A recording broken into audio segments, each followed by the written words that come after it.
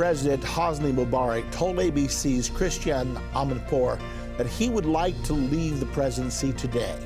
However, he said if he left right now, chaos would result in Egypt. He said the Muslim Brotherhood would take over the country.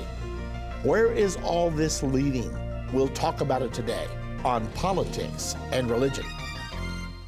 Look, there are two things I don't discuss: politics and religion. In my house, we don't talk about politics and we don't talk about religion.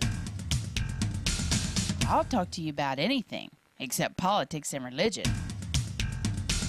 I never talk about politics and religion. Politics determines how we'll live here on earth. Religion determines how we'll live forever. I'm Irvin Baxter. I think it's time we talk about it.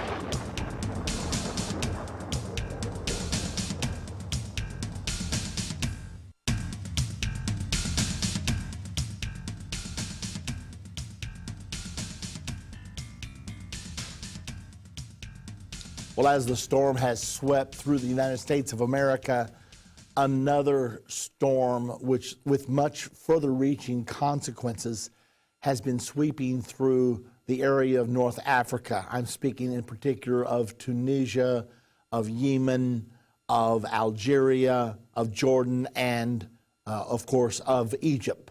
This storm is brewing and no one knows what the consequences will be. There's never been one quite like it. So we want to talk about today what is going on. I know this is foremost in your mind. It's filling our news day after day after day, as well it should, because it will change the face of the Middle East and change the face of our world. So what I want to do is see if we can make some sense out of all this. There's a lot of things happening. Let's talk about, first of all, what's produced this. I've read quite a number of stories lately that it's the poverty among the young men in particular, the young Islam men in these countries. They are so disenchanted. Many of them are working for $2 per day or less. In the Islamic tradition, in the Middle East tradition, in order to get married, you have to have quite a large dowry. And so many of them simply do not make enough money. They've had courtships. They've had to break them off because the family said no. The woman said no, you don't have enough to marry our daughter. Consequently, they get to the age of 40 years and they have no hope. So mostly they resort to smoking on water pipes and sitting around doing nothing, work during the day enough to sustain themselves, and then sit around doing nothing in the evening. All hope gone, disillusioned, and yet they see their political leaders prospering with plenty of money to spend, and they don't see any future. So consequently now, when the hope of overthrowing that system and escaping from their way of life appears to be a possibility, they hit to the streets marching. They do not know the answers. They couldn't run the government if it were handed to them on a silver platter, but they don't know what to do. Now, in the meantime, for many years, the United States of America and other Western countries have been saying to these authoritarian governments, you must move toward democracy. Of course, we believe that democracy and capitalism is the key to pulling them out of their poverty, turning them loose, loosening the governmental controls so that the people can then prosper, the standard of living can rise, and people can find a greater level of satisfaction and happiness. Now, that's our belief, that's our theory. We know that during the days of George W. Bush, that he launched the democratization of the entire world. He wanted democracy for all people, and he encouraged it on every side. However, there are so many things that go into democracy. People have to have an education. They have to understand what the issues are. They have to know how to vote in the right people. Once they learn that, I hope they'll let us know that because we have a tough time determining that ourselves right here in the United States of America. Consequently, all of these are issues. Well, now then, These people have taken to the streets, and they've already overthrown the government of Tunisia. Now then, it looks like that Mubarak is hanging by a thread, and we're going to talk more about Hosni Mubarak today and how the role that he actually plays. Right now, President Obama has called for him to surrender office. He's now said he will surrender. However, he says that he will surrender when his term is up in September. Christian Amanpour was with President Mubarak today for about a half an hour interview, I understand, and he told her, "I would love to leave the presidency today. I am weary with it. However, I love my country, and I know that if I step down today, my country would descend into chaos. The result of that chaos would be the grabbing of control by the Muslim Brotherhood." And if you want to know what the Muslim Brotherhood is all about, the Muslim Brotherhood gave birth to Hamas, which now rules in Gaza. Hamas is on the U.S. terrorist list. And then also, they have been very friendly with Hezbollah. They have advocated the abrogation of the treaty, the Egyptian peace treaty with Israel. They want Israel destroyed. They want to be at war with Israel. And they have cited, they actually attempted to assassinate Nasser way back, 1950 something. And so the Muslim Brotherhood wants to establish, let me see if I can actually read it for you because I think it's really important now. It appears that the Obama administration has said that the Muslim Brotherhood will undoubtedly be involved in the government of Egypt. Now, they apparently believe that this strong entity can be involved in government. And let me just read a couple of paragraphs what they're saying. For the first time, a U.S. government supports granting a government role to an extremist Islamic organization, the Muslim Brotherhood in Egypt. On Monday, White House spokesman Robert Gibbs said Egypt's new government will have to include a whole host of important non-secular actors, in other words, religious parties. Most prominent among these is clearly the Muslim Brotherhood, which has made Islamic world domination one of its ultimate goals. It also opposes Egypt's 30-year peace treaty with Israel. They also have stated that they would like to enact Sharia law in Egypt. That means everyone in Egypt would be under law, forced to dress like a Muslim, and so on and so forth.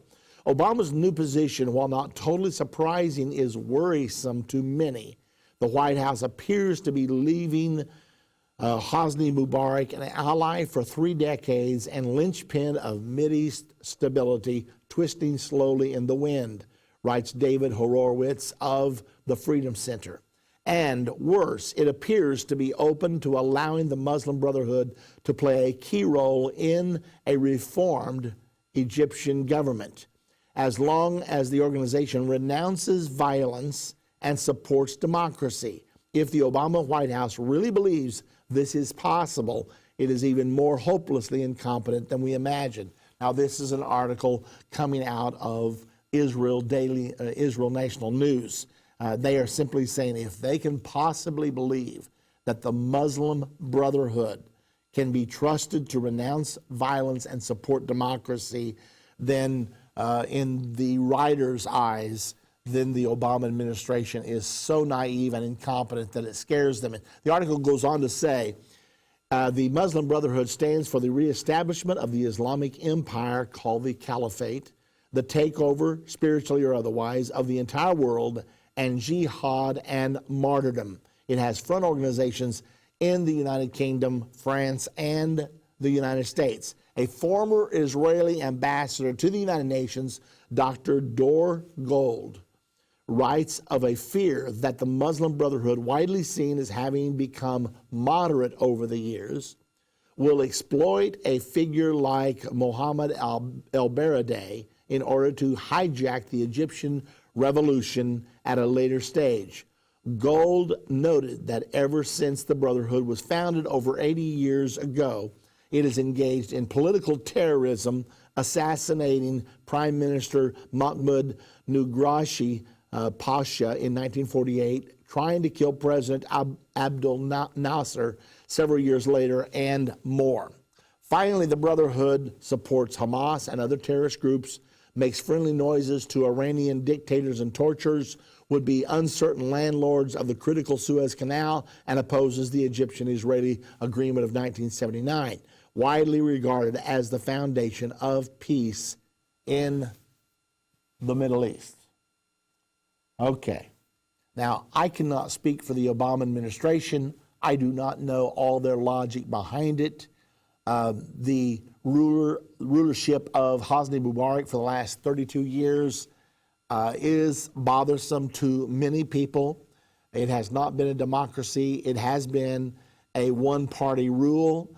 Many people say that the elections that have been held were totally rigged and untrustworthy. They have outlawed the Muslim Brotherhood because Mubarak believes that to allow them to run is going to push Egypt into becoming another state like Iran. Now, let's think for a moment. Remember what happened with Iran. I think we talked about this for a while yesterday when Iran was taken over by the Ayatollah Khomeinis in 1979 when the Shah fell. Shah was pro-Western. The country was thriving economically. Well, now the religious rulers, the Shiite Muslims, have taken over the country, and we know that there was quite an uprising against them last year. However, our government supported the government there all the way. We gave no aid nor comfort to the demonstrators.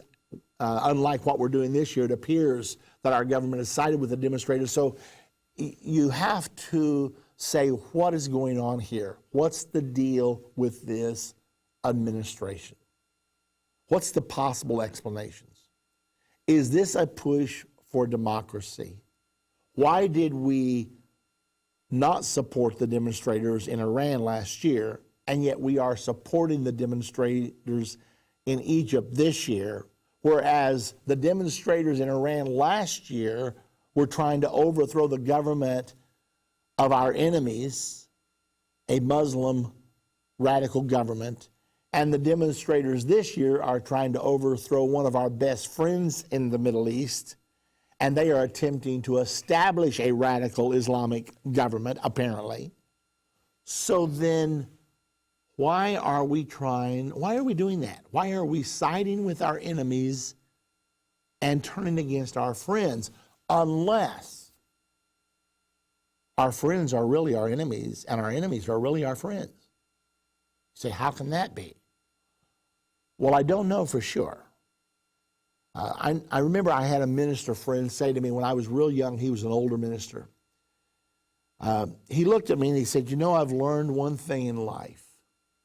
Listen very carefully to what people say, and then forget it. Only watch what they do. When you watch what they do, you'll find out what they really believe. I've been thinking about that as I'm watching what's happening right now. Now, I don't want to in any way say the wrong thing. I don't want to mislead anyone. I don't want to deceive anyone. But I'm trying to figure out, why did we defend the Muslim leaders of Iran, and why are we now siding with the Muslim protesters in Egypt against our friends? That's a really important question. Every Monday at 9 p.m. Central on the Church Channel and at 10 p.m. Central on Daystar, Irvin Baxter presents End of the Age. End of the Age is a 30-minute program which gives intricate details about how Bible prophecy is not only true, but also how it lines up so perfectly with events going on in the world right now. Don't miss one End of the Age program every Monday at 9 p.m. Central on the Church Channel and at 10 p.m. Central on Daystar. Visit endtime.com for more details or call 1-800-ENDTIME. When you think about Bible prophecy or the end of the world, what comes to mind? War, destruction, famine, disease, 666, mark of the beast, antichrist, false prophet, four horsemen, trumpets, seals, and vials. What about 2012? How does all of this affect you as a teenager in today's world? Those are all good questions, but the thing to remember is that Bible prophecy was not put here for us to be afraid of it, but for us to know what is to come. When I was a kid, I used to pretend that I could see the future and predict what was going to happen.